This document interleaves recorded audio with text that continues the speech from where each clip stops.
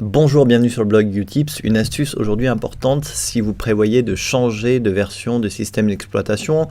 Vous savez que Apple met à jour ses systèmes d'exploitation à peu près tous les ans.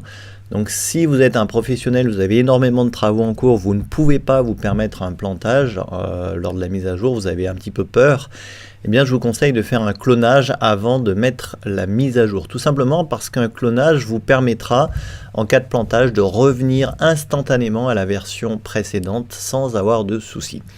Donc le logiciel de clonage que j'utilise et que je vous conseille fortement, c'est Carbon Copy Cloner. Vous choisissez la source, c'est-à-dire le Macintosh HD, vous choisissez votre disque dur externe en destination et vous allez cloner le système actuel avant de faire la mise à jour. Vous voyez, c'est exactement ce que j'ai fait ici.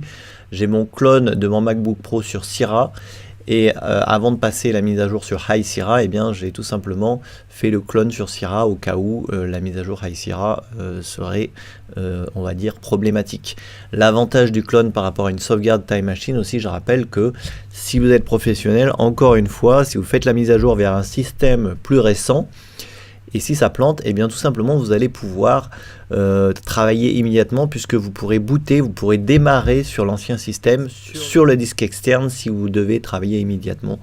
Vous pourrez le faire et quoi qu'il arrive, ça fonctionnera. En attendant, bien entendu, de recloner, si vous voulez vraiment migrer définitivement le Mac sur le système précédent, eh bien du clone vers le disque interne du Mac. Mais en tout cas, c'est une sécurité absolue, le clone, pour pouvoir avoir la possibilité de travailler immédiatement en cas de plantage, pour repousser à plus tard les problèmes informatiques, on va dire.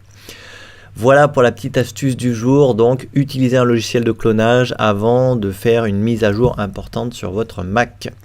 Merci d'avoir suivi cette vidéo. Comme d'habitude, si vous avez des questions sur le sujet, n'hésitez pas. Quant à moi, je vous dis à demain pour la prochaine.